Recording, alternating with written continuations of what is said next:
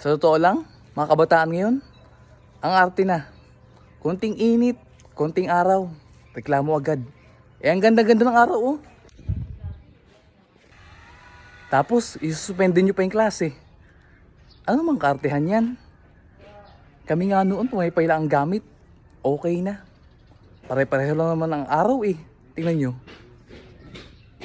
Oh. Kaya kayo mga kabataan, matuto kayo lumabas ng bahay.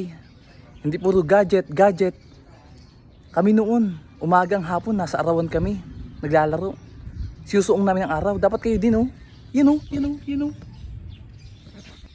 Kaya kayo mga kabataan, lumabas kayo.